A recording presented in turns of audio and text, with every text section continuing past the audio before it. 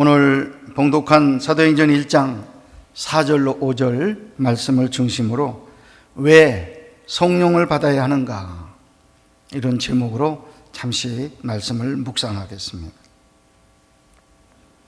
어떤 영국 사람이 목사의 아들로 태어났습니다. 신앙교육을 잘 받고 신학교를 졸업해서 목사가 되었습니다. 그렇지만 불행하게도 이분은 구원에 대한 확신이 없었습니다. 그는 무엇인가 새로운 경험을 얻고자 미국 조지아에 선교사를 파송하는 일에 자청했습니다. 그래서 선교 일을 하게 되었는데, 선교 기간 내내 전도하는 일에 철저하게 실패를 하고 돌아오게 되었습니다.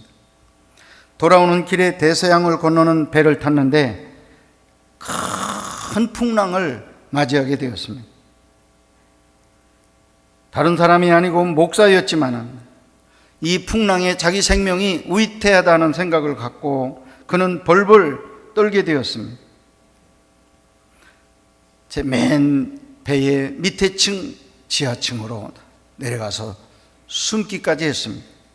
그런데 갑판 위에 한쪽에서는 한 무리의 그리스도인들이 모였습니다. 그리고는 그 비바람을 맞으면서 찬양을 하는데 너무 그 얼굴빛이 환하고 담대한 그런 모습으로 하나님께 찬양을 올리고 있었습니다. 그들은 다른 사람들이 아닌 경건한 모라비안 교도들이었습니다. 그때 저들의 신앙은 무엇이 다를까?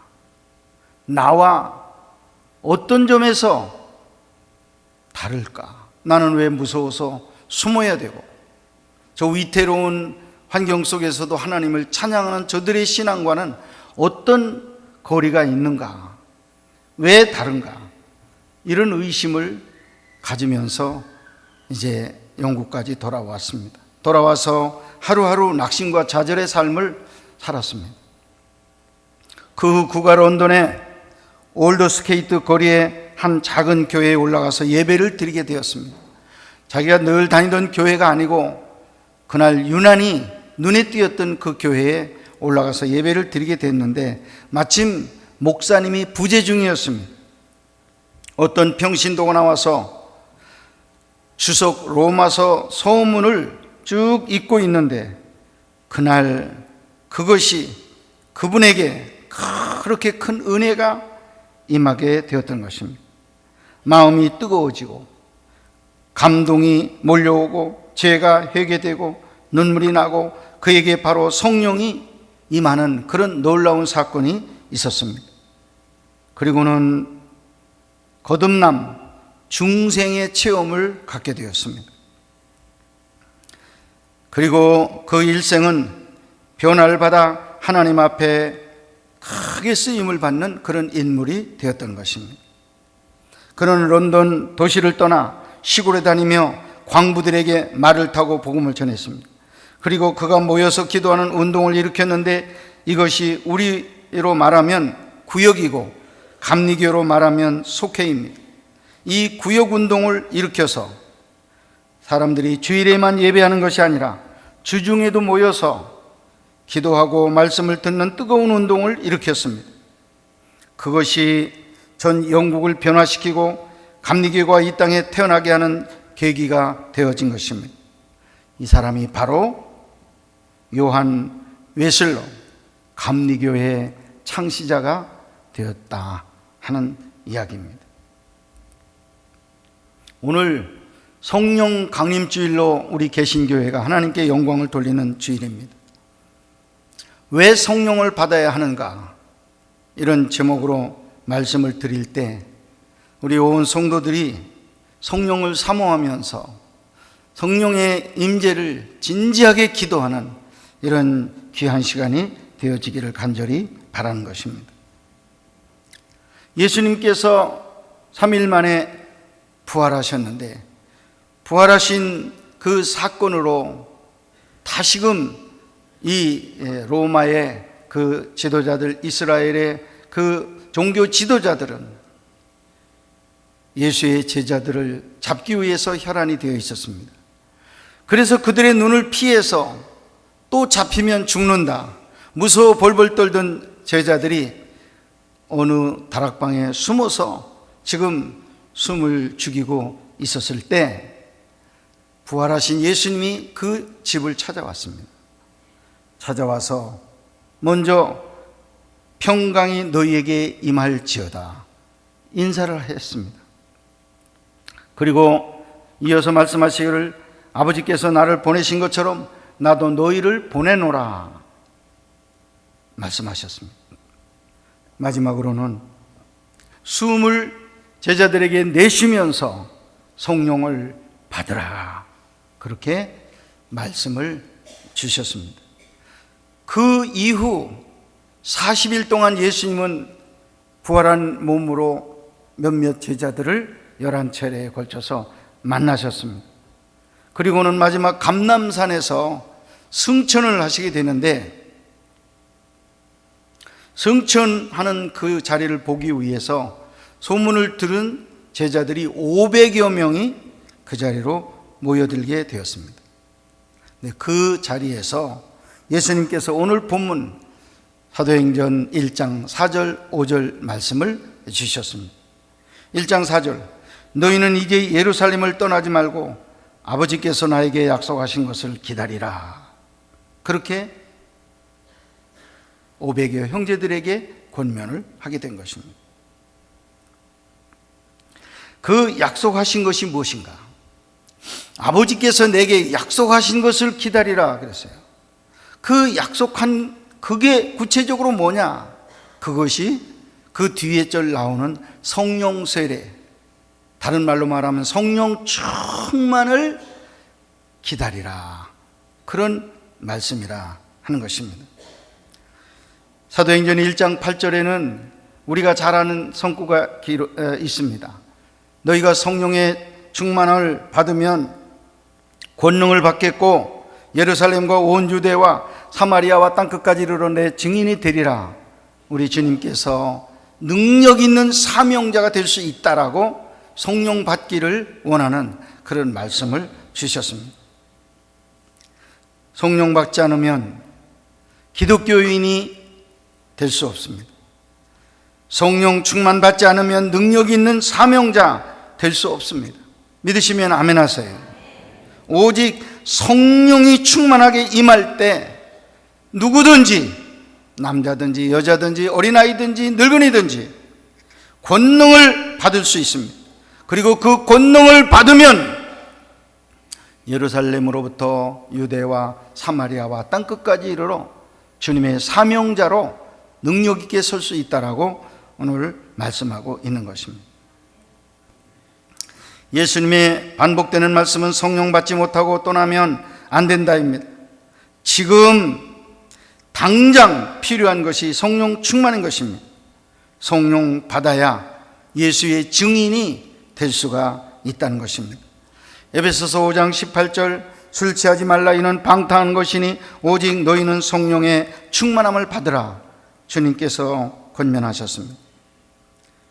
성령 받기 전에 제자들의 모습과 성령 받은 후에 제자들의 모습을 비교하여 보면 우리가 왜 성령을 받아야 하느냐 하는 데 대한 대답을 얻을 수가 있습니다. 제일 대표적인 제자 베드로를 제가 예를 들겠습니다. 베드로는 12 제자 중에 수제자였습니다. 거기다가 약간의 만용도 있고 또 지식도 있었습니다. 때로는 큰 소리도 쳤습니다. 예수님께서 너희가 나를 다 버릴 거야 라고 말씀하시니까 예수님 말도 안 되는 그런 이야기 하지 마세요. 다른 사람은 예수님을 떠나도 저는 절대 그러지 않을 겁니다. 주님을 지켜드리겠습니다 말했습니다. 장담을 했는데 실제로는 계집종 앞에서 예수님을 모른다고 3번이나 부인하는 그런 나약함을 보여주었다는 것입니다. 때로는 주님 앞에 바른 신앙 고백을 했습니다. 마태복음 16장 13절, 주는 그리스도시요 살아계신 하나님의 아들이십니다. 정확한 고백을 했습니다. 베드로는 지식적으로 예수님을 알았다는 뜻입니다. 그렇지만 몸이 움직이지를 않았습니다. 아직 성령을 충만하게 받지 못했기 때문에 그 지식을 따라 예수님을 지켜드리는 일은 하지를 못했다 하는 것입니다. 성령의 기름을 받아야 봉사할 수 있습니다. 아멘 하세요. 성령의 기름을 받아야 여러분 선한 일을 할 수 있습니다. 할렐루야. 능력 있는 신앙이 될 수 있습니다. 할렐루야. 모든 것이 성령의 능력을 받을 때 가능하다 하는 것입니다. 베드로가 성령을 받고 나서 딴 사람이 되었습니다. 유대인만 봐도 벌벌 떨고 두려워하던 베드로가 3,000명 건장한 유대인 앞에서 너희가 회개하여 복음을 믿고 성령을 받으라고 소리치는 사람이 되었습니다. 그때 3,000명이 회개하고 주께 돌아오는 큰 역사가 따랐다는 사실, 우리는 사도행전을 통해서 잘 잊고 있는 것입니다. 그것만 아닙니다. 사도행전 4장에 보니까 복음을 전하다가 대제사장 장로들에게 붙들려 매를 맞고 다시는 예수의 이름으로 복음도 전하지 말고 전도도 하지 말라고 위협을 들었는데, 그때 베드로가 사도행전 4장 19절 20절에 이렇게 대답을 했습니다. 베드로와 요한이 대답하여 이르되 하나님 앞에서 너희 말을 듣는 것이 하나님의 말씀을 듣는 것보다 옳은가 판단하라. 우리는 보고 들은 것을 말하지 아니할 수 없다 하니, 그렇게 담대하게 제사장과 서기관들 앞에서 예수를 증거하는, 예수의 부활을 증거하는 그런 사람으로 변하게 되었다는 것입니다. 사도행전 5장 40절로 41절에 보면 그들이 옳게 여겨 사도들을 불러들여 채찍질하며 예수의 이름으로 말하는 것을 금하고 놓으니 사도들은 그 이름을 위하여 능욕받는 일에 합당한 자로 여기심을 기뻐하면서 공회 앞을 떠나니라 말씀을 했습니다.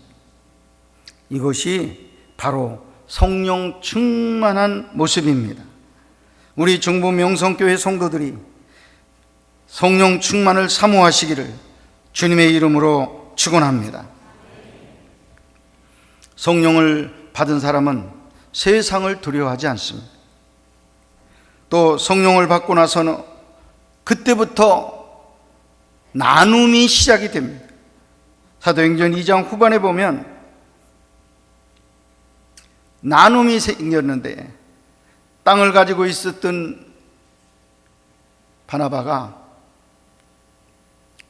그 재산을 팔아서 사도들의 발 앞에 갖다 놓고, 지금 우리들 가운데는 재산이 없어서 먹고 사는 일이 어려운 가정들이 있으니 그것을 나누어 주십시오 하고 나누는 역사가 시작이 되었습니다. 사도행전 2장 1절로 4절 마가다락방에 성령이 임한 뒤에 일어난 사건이 나누는 역사였어요. 선교하는 역사, 봉사하는 역사, 주는 역사가 있었어요. 여러분, 우리 개인도, 우리 교회도 마찬가지예요. 우리가 성령을 충만히 받기 전에는 쌓아놓는 일에만 열심합니다. 그러나 성령을 받고 나서는 풀어놓는 일에 열심을 합니다. 이제는 나누어 먹자, 같이 살자, 서로 살자 하면서 나누는 그런 개인이 되고 나누는 교회가 될 수 있다. 믿으시면 아멘 하시기 바랍니다. 그리고 모일 때마다 떡을 떼면서 사랑을 나누게 되었던 것입니다. 이런 이유들이 우리가 왜 성령을 사모해야 하느냐에 대한 대답입니다. 저는 그런 의미에서 우리 모든 교우들이 다 우리 주일학교로부터 작년에 이르기까지 성령 충만함을 받고 성령의 인도함을 받는 성도들이 되시기를 주님의 이름으로 다시 한번 축원합니다. 성령 충만이란 무엇입니까?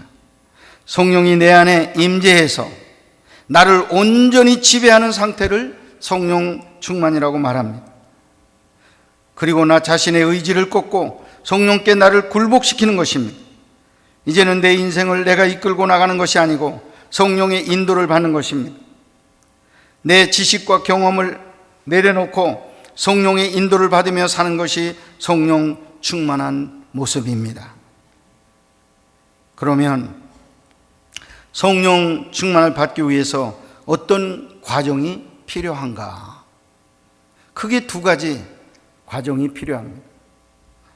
사도행전 1장 4절, 사도와 함께 모이사 그들에게 분부하여 이르시되 예루살렘을 떠나지 말고 내게서 들은 바 아버지께서 약속하신 것을 기다리라. 말씀에서 우리는 무엇을 여기서 깨달을 수 있느냐 하면 그 말씀을 들은 500여 형제들, 그들이 약속하신 것을 기다렸다 하는 거예요. 성령 충만을 받기 위해서는 기다리는 일이 필요해요. 사모하는 일이 필요해요. 성령이 내게 오기를, 성령이 우리 가정에 오기를, 성령이 우리 교회에 더 충만하게 임하기를 기다리는 가운데 성령 체험이 있을 수 있다. 믿으시면 아멘 하세요. 사모하지 않으면, 기다리지 않으면 안 와요. 예수님께서 승천하시고 나서 그들은 흩어지지 않았습니다. 다시 예루살렘으로 돌아와서 마가 다락방에 모여서 기다리게 되었습니다. 무엇을 기다렸어요? 성령 충만함을 기다렸어요. 여러분, 가장 중요한 것은 순종입니다. 약속을 믿고 기다리는 순종, 이것이 성령 받는 첫 번째 조건이고, 모든 축복을 받는 첫 번째 조건은 순종이라고 하는 겁니다. 순종을 통해서 성령도 받고 순종을 통해서 축복도 받는다 하는 사실이에요. 그런데 사실 예루살렘을 떠나지 말라는 주님의 명령에 500명 모두가 순종하는 것은 아니었습니다. 기록을 자세히 보면 500명이 그 말씀을 듣고 다락방에까지는 갔습니다. 하루를 금식하고 이틀을 금식하면서 성령이 임하기를 기다렸습니다만은 임하지를 않는 거예요. 그러니까 배가 고프기 시작했어요. 하루 이틀 3일 굶어가면서 기다렸지만은 성령은 오시지를 않는 거예요. 그랬을 때 한 명, 두 명 빠져나간 인원이 380명이 떠났습니다. 기다리지를 못했다는 거예요. 마지막 열흘, 그때까지 간절한 마음으로 약속하신 거니까 오실 거야, 주실 거야, 임할 거야 하면서 기다리던 120명, 그들에게 그날 하나님께서 물 붓듯이 성령을 내려주셨습니다. 할렐루야. 여러분, 이 차이예요. 기다리지 못하는 사람, 기다리는 사람, 기다리는 사람, 기다리지 못하는 사람. 여러분은 어느 편에 속하시겠습니까? 여러분, 귀한 것을 얻기 위해서는 자기 집의 전 재산을 다 팔아서 산다고 그랬습니다. 기다린다고 그랬습니다. 성령은 귀한 선물이에요. 귀한 은혜입니다. 은사입니다. 여러분, 마지막까지 기다릴 줄 아는 여러분들 되시기를 다시 한번 축원합니다. 두 번째는 그들은 성령 받기 위해서 모여서 기도를 했습니다. 기다릴 뿐만 아니라 합심해서 기도를 드렸다 하는 것입니다. 사도행전 1장 14절, 여자들과 예수의 어머니 마리아와 예수의 아우들과 더불어 마음을 같이하여 오로지 기도에 힘쓰더라. 여러분, 성령 사건이 있는데 가면은 마음을 같이하여 통성으로 기도하는 역사가 어디든지 있습니다. 마음을 같이해서 간절하게 기도할 때 성령이 임해요. 물론 개인적으로 간절하게 기도할 때도 임하는데, 더 우리가 빨리 성령 체험을 하기 위해서는 함께 그룹으로 엎드릴 때 하나님께서 더 큰 은혜를 주셔요. 누가복음 3장 21절로 22절에 보면 예수님의 성령 사건이 나타나고 있습니다. 백성이 다 세례를 받을새 예수도 세례를 받으시고 기도하실 때에 하늘이 열리며 성령이 비둘기 같은 형체로 그의 위에 강림하시더라. 이렇게 말씀하고 있습니다. 예수님께서 요단강에서 세례를 받으시고 나오셔서 하나님 앞에 기도할 때, 어느 때? 기도할 때. 한번 따라하세요. 기도할 때 하늘문이 열리고 비둘기 같은 성령이 저에게 임했다. 할렐루야. 비둘기 같은 성령이 저에게 임했다고 그랬습니다. 예수님께서 기도하실 때 비둘기 같은 성령이 임했는데 우리들에게도 마찬가지예요. 우리들도 기도하면 하나님의 성령이 임할 줄로 믿습니다. 사랑하는 여러분, 하나님은 우리가 기도하시기를 바라십니다. 다시 기도의 무릎을 꿇는 중부 명성교회 성도들이 되시기를 바랍니다. 이 제단에 기도의 불이 꺼지면 안 됩니다. 우리 가정도 기도 소리가 없어져 버리면 그 가정은 주님이 떠난 가장 비참한 가정이 되는 것입니다. 엘리 제사장의 가정을 제가 잠깐 예를 들겠습니다. 나이가 늙은 엘리 제사장은 기도가 끊어졌어요. 늙어서 나 기도 못한다. 기도가 끊어지니까 하나님의 말씀이 끊어지고 하나님의 이상과 꿈이 끊어졌어요. 더 이상 교제가 안 됐습니다. 그러는 동안에 제사장의 뒤를 이어서 제사장이 될 두 아들 홈리와 비느하스가 보조 제사장으로 있을 때 성도들이 가져온 제물을 손을 댔습니다. 제단에 올리기도 전에 저희들이 먼저 뺏어서 고기를 삶아서 저희들 입에 넣는 그런 망측한 일을 했고, 성전에서 수종되는 여인들을 희롱하는 그런 죄를 지었습니다. 이 가정이 아주 어두운 가정이 됐습니다. 이때 블레셋이 쳐들어와서 전쟁이 일어났는데 전쟁에 나가서 이기기 위해서 법궤까지 들고 나갔지만 그 전쟁에서 이스라엘은 대패했습니다. 그때 홈리와 비느하스가 전쟁터에서 죽었습니다. 그 소식을 들은 저녁 무렵에 엘리 제사장도 상에서 떨어져 죽었습니다. 삼부자가 하루에 다 숨이 지는 그런 불행한 역사가 있었습니다. 이 엘리 집안은 한때는 영광스러운 집안이었을지 몰라요. 그러나 기도가 끊어지니까 이 가정은 하나님의 영광이 떠나가는 가정이 됐다는 거예요. 여러분, 우리 가정이 잘 되고 우리 가정이 형통하고 잘 되는 동안엔 누군가가 우리 가정을 위해서 기도하는 사람이 있었어요. 그러나 기도하는 소리가 떨어져 나가고 기도의 등불이 꺼지면 여러분의 가정도 이렇게 비참한 가정으로 빠지게 된다는 사실, 여러분 꼭 기억하시길 바랍니다. 하나님의 영광은 기도하는 가정에 지속될 줄로 믿습니다. 기도가 끊어지면 영광이 떠나가요. 우리 교회의 영광이 기도 소리가 떨어져 나가면 떠나갑니다. 우리 가정의 영광도 기도가 떠나가면 물러갑니다. 그러나 기도가 있는 한 우리 가정도 살 수 있어요. 하늘문이 열려요. 우리 교회도 계속 부흥할 수 있어요. 하늘문이 열리게 될 줄로 믿습니다. 그리고 능력 있는 사자들이 가정 안에서 솟아나고 교회 안에서 쏟아져 나와서 전 세계를 복음화시키는 그런 놀라운 역사가 일어나게 될 줄로 믿습니다. 오늘 우리는 꿈을 꿔야 돼요. 우리 교회, 성령 중심의 교회, 성령 충만히 받는 교회 되게 해달라고 하는 그런 기도와 함께 꿈을 꿀 때 우리 교회를 하나님께서 제2의 오순절 교회, 성령 충만한 교회로 세워주실 줄 믿습니다.